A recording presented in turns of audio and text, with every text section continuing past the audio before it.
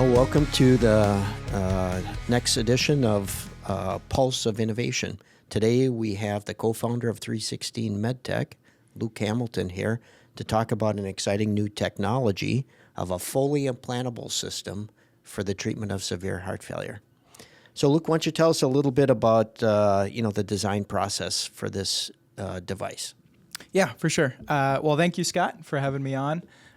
So this design process with 316 MedTech kind of took place in Proton, actually. So Proton kind of helped with some of the design process. They have kind of all the talents here, and what we've been able to do is kind of provide the full circle for prototyping. So we've been able to do hardware, firmware, software, and do our benchtop testing.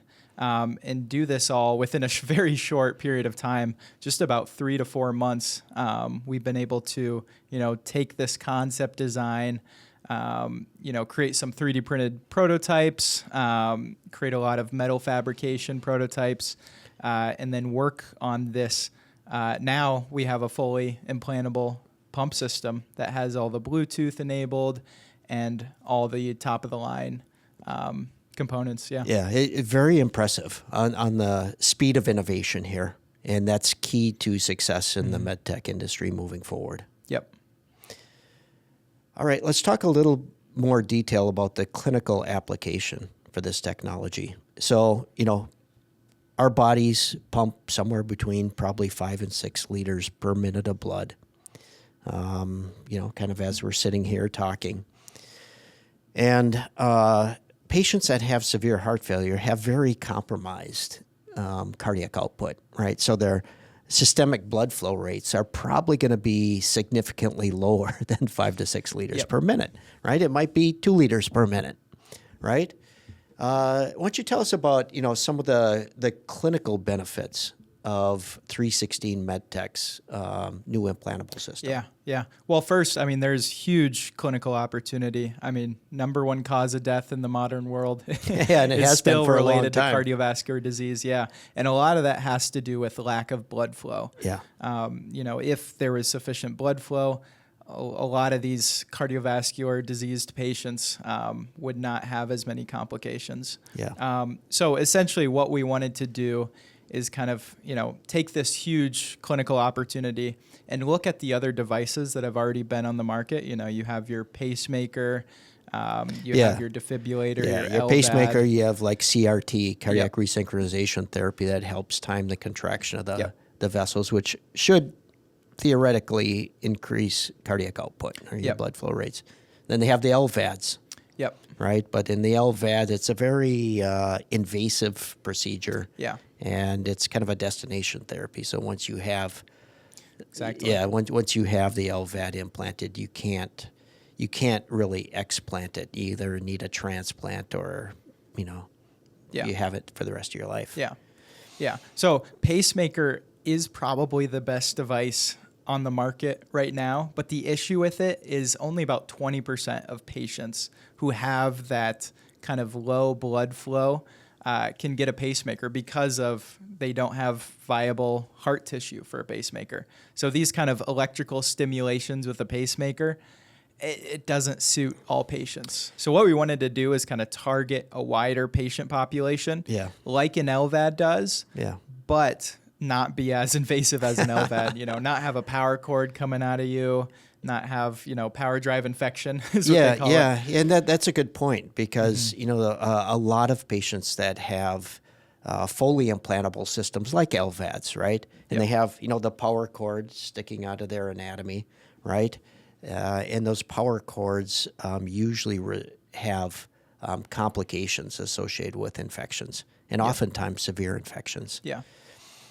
And again, once you commit to an LVAD, you committed for probably the rest of your life. Yep. Or you could potentially have an implant. But with the 316 MedTech's device, you can explant it. Yep. Right? And so the procedure is a lot less invasive. Mm-hmm. And if for whatever reason you get an infection or something else happens, maybe the patient doesn't need it anymore. Maybe use it temporarily, right?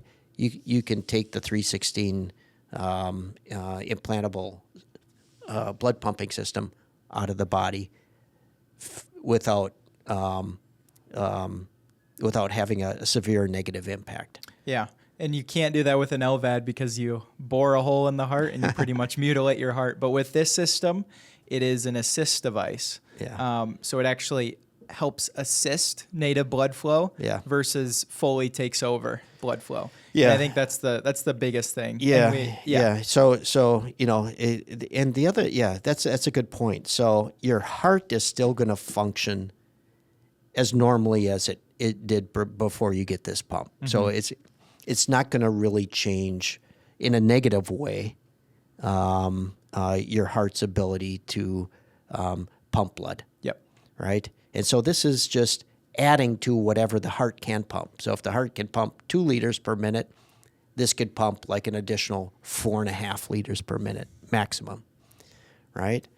And, so that's really exciting. And worst case scenario, right? I mean, if the patient has close to zero cardiac output, this thing still provides 4.5 liters of oxygenated blood flow systemically. Yep. Right? Yeah.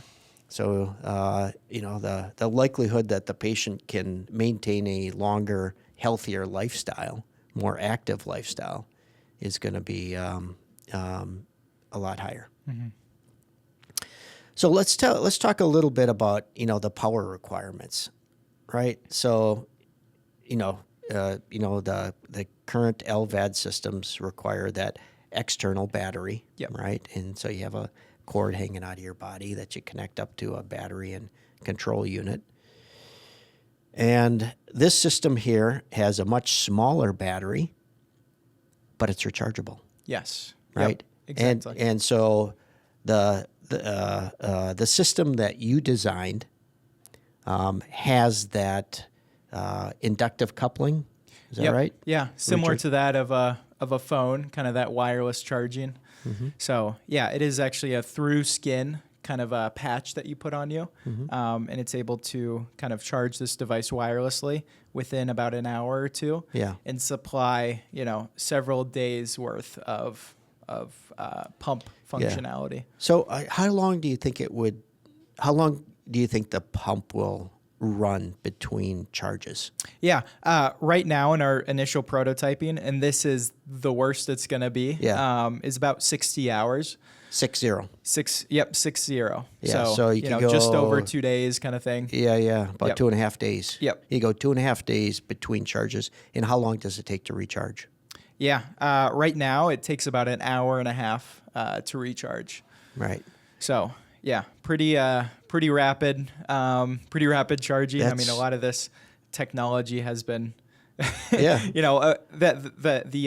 LVAD technology is decades old. Yeah. And it's like we are incorporating a lot of this kind of new cutting edge technology into our blood pump. I mean, we have Bluetooth, but wireless charging, for example, is kind of a huge step up. Yeah. And with your current prototype, how do you control it? How do you turn it on and off? Yeah. So we have a fully integrated app that we built.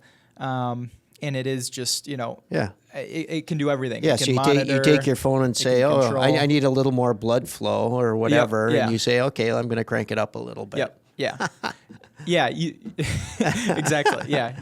You have the ability to do that. And it, has the ability to read in pressures, flow rates, all this stuff for kind of a patient and doctor kind of cross collaboration platform. So, Yep, and the system is currently working on the benchtop.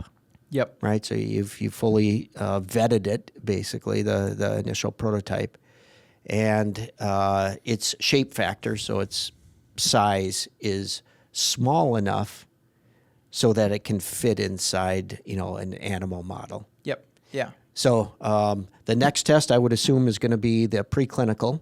Yes. Implant it probably in a porcine model or something like that, and do the acute testing, and then probably after that the subacute and chronic preclinical testing. That's going to be so exciting.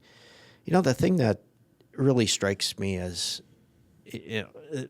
exciting about this technology is that it can provide enough systemic blood flow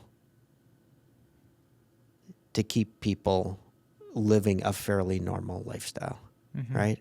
I know this is a little bit crazy talk here, but I mean, are people going to die from heart disease? I mean, heart disease is the number one killer in the world today. Yeah. Right? And it's crazy to think of the potential of this technology and trying to think, okay, well, what comes after the first generation, second generation, 6 liters per minute or whatever. There's the potential that sometime in the not too distant future, very few people are going to die from heart disease. Right? It's a little crazy to think about that, but that seems to be probable. Yeah. Huge clinical opportunities for sure. Yeah. So how do people get a hold of you, Luke? And how do people get a hold of 316 MedTech? Yeah. So 316 MedTech, located right here, kind of within the MedTech belt of Minneapolis area. We are right here in Maple Grove. Maple Grove, Minnesota. It's kind of the MedTech capital, one of the MedTech capitals of the world. Yep. Yeah. It's a very exciting place, and I think one of the easier things is for people just to get a hold of us here at Proton. Yep. Right. Yep. Because we're in constant communication. This is where we're doing all the design, building, and testing. Yep. It's the innovation center. Yeah, it's innovation center for MedTech. Yes. Exactly. Good. Well, thanks for coming on the show today. Thank you, really Scott. appreciate it, and best of luck. To actually both of us, because Proton's working on this as well, moving this technology forward as quickly as possible. Yeah. Thank you.